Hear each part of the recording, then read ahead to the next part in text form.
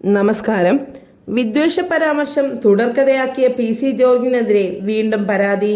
Love ജിഹാദിലൂടെ Meenachil താലൂക്കിൽ മാത്രം 400ഓളം പെൺകുട്ടികളെ നഷ്ടമായെന്നായിരുന്നു പി.സി. ജോർജിന്റെ പുതിയ പ്രസ്താവന.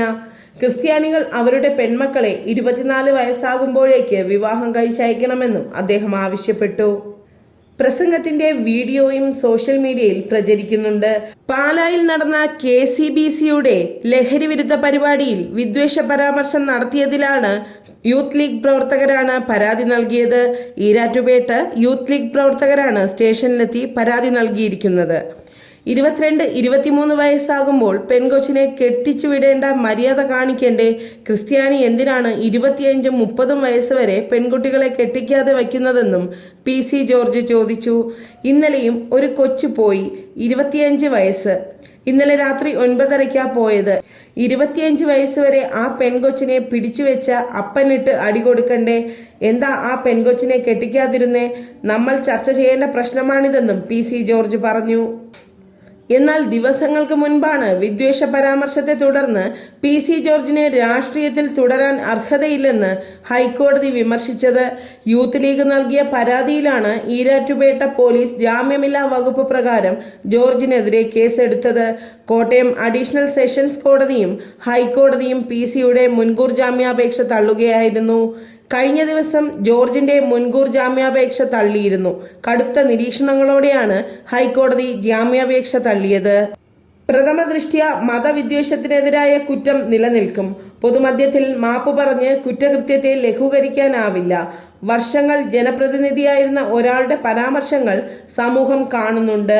പ്രകോപനത്താലാണ് പരാമർശമെങ്കിൽ ജോർജിന് രാഷ്ട്രീയ നേതാവായി തുടരാൻ അർഹതയില്ല.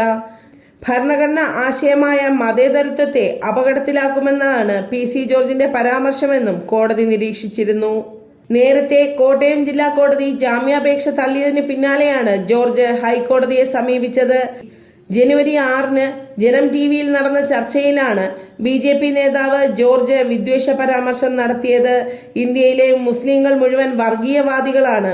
ആയിരക്കണക്കിന് ഹിന്ദുക്കളെയും ക്രിസ്ത്യാനികളെയും കൊന്നു മുസ്ലിങ്ങൾ പാകിസ്ഥാനിലേക്ക് പോകണമെന്നുമാണ് ജോർജ് ചർച്ചയിൽ പറഞ്ഞത്.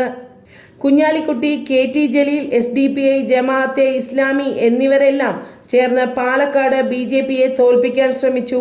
ഈരാറ്റുപേട്ടയിൽ മുസ്ലിം വർഗീയത ഉണ്ടാക്കിയാണ് തന്നെ തോൽപ്പിച്ചതെന്നും പി.സി. ചർച്ചയിൽ ആരോപിച്ചിരുന്നു.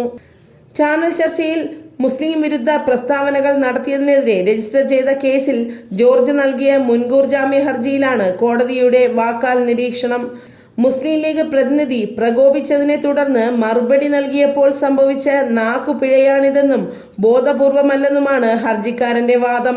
അബദ്ധം തിരിച്ചറിഞ്ഞപ്പോൾ പരാമർശം പിൻവലിച്ച് മാപ്പ് പറഞ്ഞതായും അഭിഭാഷകൻ വാദിച്ചു. എന്നാൽ ഒരബദ്ധമല്ല, നിരന്തരം അബദ്ധങ്ങൾ ആവർത്തിക്കുകയാണ് ഹർജിക്കാരനെന്ന് കോടതി വിമർശിച്ചു. 40 വർഷം MLA ആയിരുന്ന ജോർജ് സാധാരണക്കാരനല്ല. മുമ്പ് ജാമ്യം നൽകിയ ഉത്തരവിൽ അധിക്ഷേപകരമായി പ്രസംഗിക്കുകയോ പ്രസ്താവന നടത്തുകയോ ചെയ്യരുതെന്നാണ് വ്യവസ്ഥയുള്ളതെന്നും ചാനൽ ചർച്ചയിലാണ് അബദ്ധം സംഭവിച്ചതെന്നും അഭിഭാഷകൻ ബോധിപ്പിച്ചു. ചാനൽ ചർച്ചകൾ ലക്ഷങ്ങളാണ് കാണുന്നതെന്ന് കോടതി പ്രതികരിച്ചപ്പോൾ ലക്ഷങ്ങൾ കാണുന്ന വിധം മാപ്പ് പറഞ്ഞതായി ഹർജിക്കാരനും മറുപടി നൽകി. ജോർജിന്റേത് വിദ്വേഷ പരാമർശമാണെന്നും സമാനമായ മറ്റു 2 കേസുകളുണ്ടെന്നും സർക്കാർ വാദിച്ചു. മുമ്പ് 4 തവണ സമാന അധിക്ഷേപ പരാമർശത്തിന്റെ പേരിൽ FIR രജിസ്റ്റർ ചെയ്തിട്ടുണ്ട്. ഇതിലെ വിശദാംശങ്ങളും ചാനൽ ചർച്ചയിലെ പരാമർശങ്ങളും സർക്കാർ അഭിഭാഷകൻ കോടതിയിൽ വായിച്ചു. മുമ്പ് നടത്തിയ പരാമർശത്തിന് 1 ദിവസം ജയിലിൽ കഴിഞ്ഞതാണെന്നും ഹർജിക്കാരന്റെ പ്രായം കണക്കിലെടുക്കണമെന്നും മുൻകൂർ ജാമ്യം അനുവദിക്കണമെന്നും അഭിഭാഷകൻ ആവശ്യപ്പെട്ടു. മുസ്ലിങ്ങളെല്ലാം തീവ്രവാദികളാണെന്നും എല്ലാ മുസ്ലിങ്ങളും പാകിസ്ഥാനിലേക്ക് പോകണമെന്നുമുള്ള പരാമർശം സാമുദായിക സ്പർദ്ധയുണ്ടാക്കുന്നതാണെന്ന് സർക്കാർ ചൂണ്ടിക്കാട്ടി. കോടതി ഉത്തരവുകളുടെ ലംഘനം നിസ്സാരമായി കാണാനാവില്ലെന്നും ഹർജിക്കാരൻ പോലീസിൽ കീഴടങ്ങുന്നതാണ് ഉചിതമെന്നും കോടതി വ്യക്തമാക്കി. 3-ാം തവണയാണ് പി.സി. ജോർജ് ഒരു സമുദായത്തെ അപമാനിച്ച് പരാമർശം നടത്തുന്നത്. അനന്തപുരി ഹിന്ദു മഹാസമ്മേളനത്തിലെ മതവിദ്വേഷ പ്രസംഗവും പാലാരിവട്ടത്ത് വെണ്ണല ശിവക്ഷേത്രത്തിൽ അധികൃതർ സംഘടിപ്പിച്ച പരിപാടിയിലെ പ്രസംഗവും ഇതിന് ഉദാഹരണമാണ്.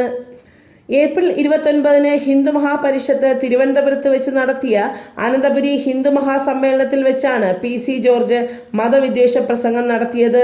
മെയ് 1 ഫോർട്ട് അസിസ്റ്റന്റ് കമ്മീഷണറുടെ നേതൃത്വത്തിലുള്ള സംഘം പുലർച്ചെ ഈരാറ്റുപേട്ടയിൽ PC-യുടെ വീട്ടിലെത്തി കസ്റ്റഡിയിലെടുത്ത് തിരുവനന്തപുരത്ത് AR ക്യാമ്പിലെത്തിച്ച് അറസ്റ്റ് രേഖപ്പെടുത്തി.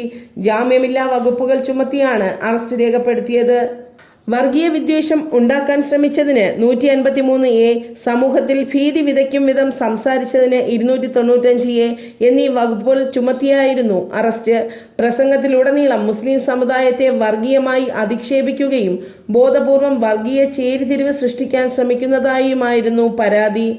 കച്ചവടം ചെയ്യുന്ന മുസ്ലിങ്ങൾ പാനീയങ്ങളിൽ വന്ധ്യത വരുത്താനുള്ള മരുന്നുകൾ ബോധപൂർവം കലർത്തുന്നു.